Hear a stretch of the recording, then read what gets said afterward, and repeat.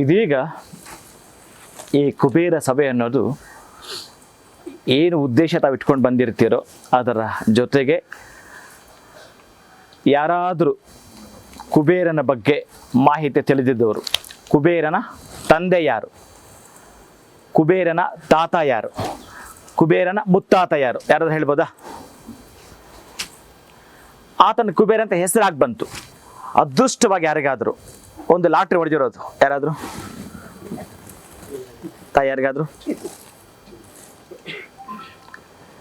ನಾವು ಜೀವಮಾನದಲ್ಲಿ ಹೊಡೆದಿಲ್ಲ ಗುರುಗಳೇ, ಅದು ಹೊಡೆಯೋದು ಇಲ್ಲ ಅಂತನಾ? ಈಗ ನಿಮಗೆ ತಾಯಿ ಒಂದು 100 ಕೋಟಿ ಬಹುಶಃ ನಿಮ್ಮ ಮನಸ್ಸಲ್ಲಿರೋ ಸಂಖ್ಯೆ ಎಷ್ಟು? ಲಾಟ್ರಿ ಹೊಡೆದ್ರೆ ಏನು ಮಾಡ್ತಿರ್ತಾರೆ? ಏನು ಮಾಡ್ತೀರಿ? ಫಸ್ಟ್ ಬಡವರಿಗೆ ಸೇವೆ ಮಾಡಬೇಕು ಅನ್ನೋ ಆಸೆ ಇದೆ, ಆಮೇಲೆ ನಮ್ಮದು ನಿಜನೇ ಇದು? ನಿಜ, ಖಂಡಿತ ಹೌದು. ನಾನು ಫಸ್ಟ್ ಸೇವೆ ಮಾಡೋದು, ದೇವ್ರ ಸೇವೆ, ಬಡವರು ಆಶ್ರಮ ಇದು ಅಂಥವ್ರಿಗೆ ನಾನು. ದೇವ್ರ ಸೇವೆ ಅಂದ್ರೆ ಏನು? ದೇವ್ರು ಎಲ್ಲಿದ್ದಾನೆ? ಏನಕ್ಕೆ ಮಾಡ್ಬೇಕು ಅವ್ನಿಗೆ ನೀವು ಸೇವೆ? ಯಾಕೆ ಮಾಡ್ತೀರಿ? ಅವನಿಗೇನಕ್ಕೆ ಬೇಕು? ಅವನು ಯಾರನ್ನೂ ಬಯಸಲ್ಲ, ನನಗಿದು ಕೊಡಿ ಅಂತ ಯಾರನ್ನೂ ಕೂಡ ಅವ ಕೇಳೋದಿಲ್ಲ. 100 ಕೋಟಿ ನಿಮಗೆ ಕೊಟ್ರೆ ಏನು ಮಾಡ್ತೀರಿ? ತಮ್ಗೆ ಯಾರಿಗಾದ್ರೂ ಬಂದರೆ ವಾವ್, ಅದ್ಭುತ, ಸೂಪರ್ ಸೂಪರ್. ಯಾಕೆಂದ್ರೆ ತಾಯಿ 2 ವರ್ಷ ಅಮೃತ ಕೊಟ್ರೆ ಗೋಮಾತೆ ಜನ್ಮ ಪೂರ್ತಿ ಕೊಡ್ತಾರೆ, ಹಾಲು ಮೊಸರು ಬೆಣ್ಣೆ ತುಪ್ಪ, ಖಂಡಿತ ಇದನ್ನೆಲ್ಲ ಎಕ್ಸ್ಪ್ಲಾಯ್ಟ್ ಮಾಡ್ಕೊಂಡು ಕಟಕರಿಗೆ ಹೊಡಿತಾರೆ. ಅದು ನಿಜವಾಗ್ಲೂ ನಿರ್ದಯ ಗುರುಗಳು ಅದು. ಹಂಗಾಗಿ ಆ ಥರದ್ದು ಒಂದು ಸೇವೆ ಮಾಡ್ಬೇಕು ಅನ್ನೋ ಸಂಕಲ್ಪ ಅಂತ ಹೇಳಿ ಬಹಳ ಖುಷಿ ಆಯ್ತು. ನಾರಾಯಣ ಶೀಘ್ರವಾಗಿ ಬರಲಿದ್ದಾರೆ, ಬಟ್ ನೀವು ಕನಸಿನ ರೂಪ ನನಗೆ ತಿಳಿಸಿ, ಕನಸಿನ ರೂಪ ತಿಳಿಸಿ.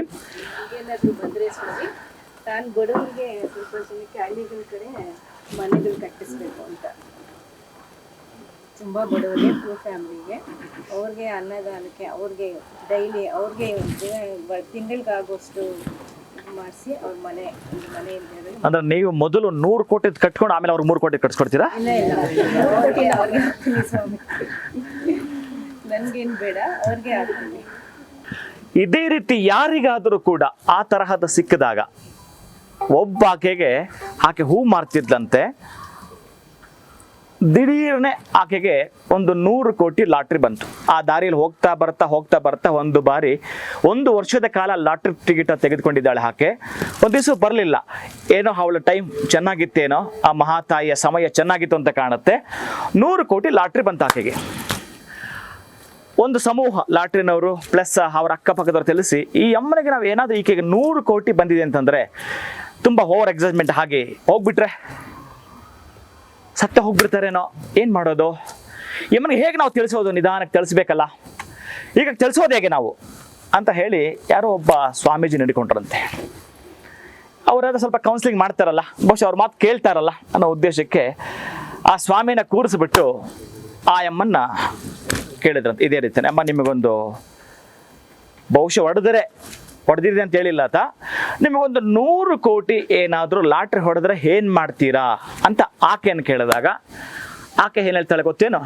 ಸ್ವಾಮಿ, ಮೊದಲೇ ಸ್ವಾಮಿ ಬೇರೆ ಕೇಳ್ತಿರೋದು ಈ ಮಾತು, 100 ಕೋಟಿ ಲಾಟ್ರಿ ಹೊಡೆದ್ರೆ ಏನು ಮಾಡ್ತೀರಿ ಅಂತ ಕೇಳಿದಾಗ ಆಕೆ ಏನು ಹೇಳ್ತಾಳೆ? ಬಹುಶಃ ನನಗೆ ಏನಾದರೂ ಆ ಥರದ್ದು 100 ಕೋಟಿ ಬಂತು ಅಂದರೆ ಅದು ನಿಮಗೇ ಕೊಟ್ಟು ನಿಮ್ಮನ್ನು ಮದುವೆ ಆಗ್ತೀನಿ ಅಂದ್ಬಿಟ್ಟೆ. ಈ ಮಾತು ಕೇಳಿ ಆತ ಸತ್ತೋದ್ನಂತೆ. ನಾನು ಯಾಕೆ ಇದನ್ನು ಹೇಳಿದೆ ಅಂದರೆ, ಸ್ವಲ್ಪ ನಗುಮುಖದೊಂದಿಗೆ ಅಸನ್ಮುಖಿಗಳು ಮಾತ್ರ ಅವನಿಗೆ ಹತ್ರ ಆಗ್ತಾರಂತೆ. ನಾನು ಯಾಕೆ ಬಹುಶಃ ಪ್ರತಿಯೊಬ್ಬರ ಮನಸ್ಸಲ್ಲೂ ಕೂಡ ನೆಗೆಟಿವ್ ಬರ್ತಕ್ಕಂತಹದ್ದು, ಮನುಷ್ಯನಿಗೆ ಅದು ಇದ್ದದ್ದೇ ಕೂಡ. ಒಂದು ನಾಣ್ಯದ 2 ಮುಖಗಳವು, ಒಂದು ನಾಣ್ಯದ 2 ಮುಖಗಳು, ಲಾಭ ನಷ್ಟ. ಹಾಗೇನೆ ಈ ಕುಬೇರನಿಗೆ ಇನ್ನು ನಾನು ನೇರವಾಗಿ ಕುಬೇರನ ಕಡೆ ಧಾವಿಸೋದಾದ್ರೆ ಎಲ್ಲರ ಹತ್ರ ಕೂಡ ನಿಮ್ಮ ಹತ್ರ ಆ ಭಾಗ್ಯದ ರಿಪೋರ್ಟ್ ಇರುತ್ತೆ. ಅದಕ್ಕೆ ಮುನ್ನ ಕುಬೇರನ ಬಗ್ಗೆ ಸ್ವಲ್ಪ ತಿಳಿಸ್ತಾ ಆ ಒಂದು ವಿಷಯದ ಒಳಗಡೆ ಬರೋದಾದ್ರೆ, ಕುಬೇರ ಯಾರು, ಆತನ ತಾತ ಯಾರು, ಮುತ್ತಾತ ಯಾರು, 4ನೇ ತಾತ ಯಾರು, ಹೀಗೆ ಹೋಗುತ್ತೆ ವಂಶವಾಹಿನಿ. ಅದಕ್ಕಾಗಿ ಅವನಿಗೆ ಅದು ಬರುತ್ತೆ. ಈಗ ಇದೇ ಪ್ಲೇಸಲ್ಲಿ ನಾವೇನಾದರೂ ಇದೇ ಪ್ಲೇಸಲ್ಲೇ, ಇದು ಬಿಟ್ಟರೆ ಬೇರೆ ಇಲ್ಲ, ಇದೇ ಪ್ಲೇಸಲ್ಲೇ ನೀವೊಂದು 10 ಫ್ಲೋರ್ ಒಂದು ಅಪಾರ್ಟ್ಮೆಂಟ್ ಮಾಡಬೇಕಾದ್ರೆ ಏನು ಮಾಡ್ತೀರಿ? ಏನು ಮಾಡಬೇಕು? ಆ ಮನೆ ಇದೆಯಲ್ಲ ಈಗ ಹಳೇದೇನು, ಈ ಮನೆ ಏನು ಮಾಡೋದು? ಅದನ್ನು ವಿನಾಶ ಅಂತಾರೆ, ವಿನಾಶ ಅಂತಾರೆ. ಒಂದು ವಿನಾಶವಾದ ಮೇಲೆ ಮತ್ತೊಂದು ಅವಿನಾಶವಾಗ್ತಕ್ಕಂಥದ್ದು. ಹೇಗೆ ಅದು ದುರ್ಗೆಯಲ್ಲಿ ಮಾತ್ರ ಅದು ಉಂಟು, ಮಹಾಲಕ್ಷ್ಮಿಲಿ ಉಂಟು, ಮಹಾಸರಸ್ವತಿಲಿ ಅದು ಉಂಟು. ನಾನು ಯಾಕೆ ಈ ಪದವನ್ನು ಇಲ್ಲಿ ಬಳಸ್ತಾ ಇದ್ದೇನೆ ಅಂತಂದರೆ, ನಿಮ್ಮಲ್ಲಿ ಏನಿತ್ತೋ ಅಂತಹದ್ದು ನೆಗೆಟಿವ್ ವಿನಾಶವನ್ನು ಮೊದಲು ಮಾಡಬೇಕಾಗತ್ತೆ. ಅಂತಹ ವಿನಾಶ ಮಾಡ್ತಕ್ಕಂತಹದ್ದು ಯಾರು ಅಂತಂದರೆ, ಇಲ್ಲಿ ಮಹಾವಿಷ್ಣುವಿನ ತಂಗಿ ದುರ್ಗಾದೇವಿ. ಅದೇ ಬ್ರಹ್ಮನ ತಂಗಿ ಮಹಾಲಕ್ಷ್ಮಿ. ಇನ್ನ ಪರಮೇಶ್ವರನ ತಂಗಿ ಯಾರು? ಸರಸ್ವತಿ. ಇಷ್ಟು ಸಾಕು. ಹೀಗೆ ರಾತ್ರೋರಾತ್ರಿ ಎದ್ದೇಳಬೇಕಾದ್ರೆ ಬ್ರಹ್ಮನಿಗೆ ಸೃಷ್ಟಿ ಮಾಡೋ ತಾಕತ್ತಿದೆ. ಹಾಗೆಯೇ ಬ್ರಹ್ಮನ ಸಿಸ್ಟರ್ ಯಾರು? ಮಹಾಲಕ್ಷ್ಮಿ ಇದ್ರೆ ಅಲ್ಲ ಸೃಷ್ಟಿ ಮಾಡ್ತೀರಿ ನೀವು, ರಾತ್ರಿ ಸೃಷ್ಟಿ ಮಾಡ್ತೀರಿ, ಹೌದಾ? ಅವಳ ಕೃಪೆ ಆಗಬೇಕಾದ್ರೆ ಇವನು ಅವನ ರಿಲೇಟೆಡ್. ಹೇಗೆ ಅಂತಂದ್ರೆ ಚತುರ್ಮುಖ ಬ್ರಹ್ಮನ ಮಗ ಪುಲಸ್ತ್ಯ ಬ್ರಹ್ಮ ಒಂದು ಬಾರಿ ತೃಣಬಿಂದು ಅನ್ನುವ ರಾಜನ ಆಸ್ಥಾನದಲ್ಲಿ ಒಂದು ಬಾರಿ ವೇದವನ್ನು ಹೇಳ್ತಿರ್ತಾನೆ. ಅದಕ್ಕೆ ಹೇಳ್ತಾರೆ, ವೇದವನ್ನು ನಾವು ಕಲಿಬೇಕು ಅಥವಾ ಸಾಧ್ಯ ಆದರೆ ಕೇಳ್ತಿರ್ಬೇಕು. ವೇದವನ್ನು ಆತನದೇ ಆಗಿರೋ ಒಂದು ಕಟ್ಟುಪಾಡನ್ನು ಮಾಡಿಕೊಂಡು ಆಗ ಹೇಳ್ತಿರ್ತಾನೆ ಆ ಪುಲಸ್ತ್ಯ ಬ್ರಹ್ಮ. ಅಂತಹ ವೇದವನ್ನ ಹೇಳ್ತಾ ಇರತಕ್ಕಂತಹ ಪುಲಸ್ತ್ಯ ಬ್ರಹ್ಮ ಅವನದೇ ಆಗಿರ್ತಕ್ಕಂತಹ ಪಟಾಲವನ್ನು ನಿರ್ಮಾಣ ಮಾಡಿಕೊಂಡು ಇದನ್ನ ಮಾಡುತ್ತಿದ್ದಾನೆ ಆತ. ಯಾರಾದರೂ ಈ ಮಂತ್ರವನ್ನ ಕೇಳಿಸ್ಕೊಂಡ್ರೆ ಮೊದಲೇ ಹೆಣ್ಣು ಮಕ್ಕಳು ಇಲ್ಲಿ ಬರಬಾರ್ದು. ಯಾಕಂದ್ರೆ ಅವನಿಗೆ ಮನಸ್ಸು ಚಂಚಲ ಆಗುತ್ತೆ ಅನ್ನೋ ಉದ್ದೇಶಕ್ಕೆ ಅದನ್ನ ಹಾಕೊಂಡಿದ್ದ. ಏನಾದರೂ ಕೂಡ ಈ ಮಂತ್ರವನ್ನ ಕೇಳಿಸ್ಕೊಂಡ್ರೆ ಅವರ ಗರ್ಭವನ್ನು ಧರಿಸ್ತಾರೆ ಅಂತ ಕಾಂಪೌಂಡ್ ಹಾಕೊಂಡಿದ್ದ. ಈ ತೃಣಬಿಂದು ರಾಜನ ಮಗಳಿಗೆ ಗೊತ್ತಿಲ್ಲ ಪಾಪ, ಬರ್ತಾಳೆ, ಅವಳು 1-2 ನಿಮಿಷ ಕೇಳಿಸ್ಕೊಂಡ್ಬಿಡ್ತಾಳೆ. ಎಷ್ಟು ಚೆನ್ನಾಗಿ ಹೇಳ್ತಿದ್ದಾನೆ, ಏನು ವೇದ ಇದು, ನ ಕರ್ಮಣ ನ ಪ್ರಜಯ ಧನೇನ ತ್ಯಾಗೇನೇಕೆ ಅಮೃತತ್ವ ಮಾನುಷ ಅಂತ ಏನು ವೇದ ಬರ್ತೋ ಅದನ್ನ ಹೇಳ್ತಿರ್ತಾನೆ. ಈಕೆ ಕೇಳಿಸ್ಕೊಂಡ್ಬಿಡ್ತಾಳೆ. ಕೇಳಿಸ್ಕೊಂಡು ಆದಮೇಲೆ ಮನೆಗೆ ಹೋಗ್ತಾಳೆ. ಆತನು ಕೂಡ ಈತನಷ್ಟೇ ಆ ರಾಜ ತಪಸ್ವಿ ಆಗಿರ್ತಾನೆ. ಅವನಿಗೆ ಗೊತ್ತಾಗ್ಬಿಡುತ್ತೆ, ಅಮ್ಮ ಏನಿದೆ ಅಪಚಾರ, ನೀನು ಬಹುಶಃ ಗರ್ಭ ಧರಿಸಿದಾಗ ನನಗೆ ಕಾಣ್ತಾ ಇದೆ, ನನಗೆ ಗೊತ್ತಿಲ್ಲ, ಅಲ್ಲಿ ಹೋದೆ, ನನ್ನ ಬಾಡಿನಲ್ಲಿ ನನಗೆ ಏನು ಹೆರುಪೇರು ಆಗ್ತಾ ಇದೆ, ನನಗೆ ವ್ಯತ್ಯಾಸಗಳು ಕಾಣ್ತಾ ಇದೆ ಅಂತಂದಾಗ ಮತ್ತೆ ಆ ತೃಣಬಿಂದು ಬಂದು ಈ ಪುಲಸ್ತ್ಯ ಬ್ರಹ್ಮಂತ್ರ ಕೇಳ್ಕೊತಾನೆ, ಸ್ವಾಮಿ ನನ್ನ ಮಗಳು ಗೊತ್ತಿಲ್ಲದೋ ಪ್ರವೇಶ ಆಗಿದ್ದಾಳೆ ಇಲ್ಲಿ, ನಿಮ್ಮ ದೃಷ್ಟಿ ಆಕೆ ಮೇಲೆ ಬಿದ್ದಿದೆ, ಅದಕ್ಕೆ ಈಗ ಏನು ಮಾಡ್ತೀರಿ? ಅಲ್ಲ, ಧರ್ಮಸಮ್ಮತವಾಗಿ ಆಗೇನಾದ್ರೂ ನನ್ನ ಕಡೆಯಿಂದ ಆ ತಪ್ಪು ಜರುಗಿದ್ರೆ ಬಹುಶಃ ನಾನೇ ಸ್ವೀಕಾರ ಮಾಡ್ತೀನಿ, ಪತ್ನಿಯಾಗಿ ನಾನು ಮಾಡ್ಕೊಳ್ತೀನಿ, ಅಭ್ಯಂತರವಿಲ್ಲ, ನಿಮಗೆ ತೊಂದರೆ ಇಲ್ಲ ಅಂತಂದ್ರೆ ಹೇಳ್ತಾನೆ. ಅದೇ ಪ್ರಕಾರವಾಗಿ ಈತ ಕನ್ಯಾದಾನವನ್ನು ಮಾಡಿಕೊಡ್ತಾನೆ, ಮದುವೆ ಆಗುತ್ತೆ. ಇವರಿಬ್ಬರಿಗೆ ಒಂದು ಮಗು ಹುಟ್ಟುತ್ತಾನೆ. ಅವನೇ ವಿಶ್ರವಸು. ವಿಶ್ರ ಅಂತಂದ್ರೆ ಈ ಮಂತ್ರವನ್ನ ಕೇಳಿಸಿಕೊಂಡಿದ್ದಕ್ಕಾಗಿ ಹುಟ್ಟಿದವ ವಿಶ್ರವಸು. ಆ ವಿಶ್ರವಸು ಮಹಾತಪಸ್ವಿ, ಮಹಾತೇಜಸ್ವಿ. ಇಂತಹ ತಪಸ್ವಿಗೆ ಭಾರದ್ವಾಜ ಋಷಿಯ ಮಗಳನ್ನು ಕೊಟ್ಟು ಮದುವೆ ಮಾಡ್ತಾರೆ. ಇವರಿಬ್ಬರಿಗೆ ಹುಟ್ಟಿದವ ವೈಶ್ರವಣ. ಅವನೇ ಈ ವೈಶ್ರವಣ. ಅಂತಹ ವೈಶ್ರವಣನಿಗೆ ನನ್ನ ತಾತ, ನನ್ನ ಮುತ್ತಾತ ಇಂತಹ ಜ್ಞಾನಿಗಳು, ಇಂತಹ ತಪಸ್ವಿಗಳು, ನಾನು ಕೂಡ ತಪಸ್ಸನ್ನು ಆಚರಣೆ ಮಾಡಿ ಒಂದು ಶಕ್ತಿಯನ್ನು ಪಡೆದುಕೊಳ್ಬೇಕು ಅಂತೇಳಿ ಆ ಶಕ್ತಿಗೆ, ತಪಸ್ಸಿಗೆ ಗೋಚರ ಆಗ್ತಾನೆ.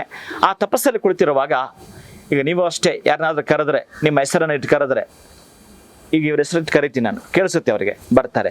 ಹಾಗೆ ಓಂ ಬ್ರಹ್ಮದೇವಾಯ ನಮಃ, ಓಂ ಬ್ರಹ್ಮದೇವಾಯ ನಮಃ, ಓಂ ಬ್ರಹ್ಮದೇವಾಯ ನಮಃ ಅಂತ ಯಾವಾಗ ಅವನು ಮತ್ತೆ ರಿಪೀಟ್ ಹೇಳ್ತಾ ಇದ್ನೋ ಆವಾಗ ಬ್ರಹ್ಮದೇವ ಪ್ರತ್ಯಕ್ಷನಾಗ್ತಾನೆ. ಅಪ್ಪ, ನಿನ್ನ ತಪಸ್ಸಿಗೆ, ನಿನ್ನ ಭಕ್ತಿಗೆ ಮೆಚ್ಚಿದ್ದೀನಿ ನಾನು. ನನ್ನ ಜೊತೆ ಇಂದ್ರ ಕೂಡ ಬಂದಿದ್ದಾನೆ, ನಿನ್ನ ತಪಸ್ಸೆ ಶಕ್ತಿನ ನೋಡಿ. ಆವಾಗ ಈತ ಏನು ಬೇಕು ಅಂತ ಕೇಳ್ತಾನೆ. ಏನಿಲ್ಲ, ನನ್ನ ಲೋಕೋದ್ಧಾರಕನಾಗ್ಬೇಕು ನಾನು, ನನಗಂತಹ ಶಕ್ತಿ ಕೊಡು. ನನ್ನನ್ನು ಯಾರು ಪೂಜಿಸ್ತಾರೋ ಅವ್ರ ಬಳಿ ನಾನು ಇರಬೇಕು, ಅವ್ರಿಗೆ ಉಪಯೋಗ ಆಗಬೇಕು. ಅಂತ ಅಭ್ಯುದಯತೆ ಆಗಬೇಕು. ಆ ತರಹದ್ದು ಏನಾದರೂ ನೀನು ನನಗೊಂದು ಆಶೀರ್ವಾದವನ್ನು ಮಾಡು, ಪ್ರಸಾದವನ್ನು ಕರುಣಿಸು ಅಂತ ಕೇಳ್ಕೊಳ್ತಾನೆ. ಎಸ್, ಆಗಲಿ. ಪೂರ್ವಕ್ಕೆ ಒಬ್ಬ ಇದ್ದಾನೆ, ನೀನು ಲೋಕಕ್ಕೆ ಲೋಕಪಾಲಕನ ಕೇಳ್ತಾ ಇದೀಯ. ಪೂರ್ವಕ್ಕೆ ಇರ್ತಕ್ಕಂಥವನು ಇಂದ್ರ, ದಕ್ಷಿಣಕ್ಕೆ ಇರುವಂಥವ ಯಮ, ಪಶ್ಚಿಮಕ್ಕೆ ಇರ್ತಕ್ಕಂಥವನು ವರುಣ, ಇನ್ನು ಉತ್ತರ ಖಾಲಿ ಇದೆ. ಅಂತಹ ಉತ್ತರ ದಿಕ್ಕಿಗೆ ಅಧಿಪತಿಯಾಗಿರ್ತಾ ನೀನು ಕುಬೇರನಾಗಿರು. ಅಲ್ಲಿ ಏನಿದೆ ಅಂತಂದರೆ ನವನಿಧಿಗಳಿದೆ, ನವನಿಧಿಗಳಿದೆ. ಅಂತಹ ನವನಿಧಿಗಳಲ್ಲಿ ನಾಲೆಡ್ಜು ಒಂದು, ಜ್ಞಾನವೂ ಬಂತು. ಇನ್ನು ಸಂಪತ್ತುಗಳು 9 ಏನು ಅದ್ಭುತವಾಗಿರ್ತಕ್ಕಂತಹ ನಿಧಿ ನಿಕ್ಷೇಪಗಳಿದೆಯೋ ಅದಕ್ಕೆ ಒಡೆಯನಾಗು. ನಿನ್ನನ್ನು ಯಾರು ಆಶ್ರಯಿಸ್ತಾರೋ, ಯಾವ ರೀತಿ ಆಶ್ರಯಿಸ್ತಾರೆ ಅಲ್ಲೂ ಮೆಸೇಜ್ ಇರ್ತಕ್ಕಂಥ. ಅದಕ್ಕೆ ಕುಬೇರನ ಸಭೆ ಅಂತಂದಾಗ ತಮಗೆ ಏನು ಬೇಕೋ ಅದನ್ನು ಪಡೆದುಕೊಳ್ಳು. ನಾವು ಎಲ್ಲಿ ವಿಫಲರಾಗಿದ್ದೀವೋ ಅದನ್ನು ಪಡೆದುಕೊಳ್ಳಲಿಕ್ಕೆ ಬಂದಿರತಕ್ಕಂಥದ್ದು ಈ ಕುಬೇರ ಸಭೆಯಲ್ಲಿ.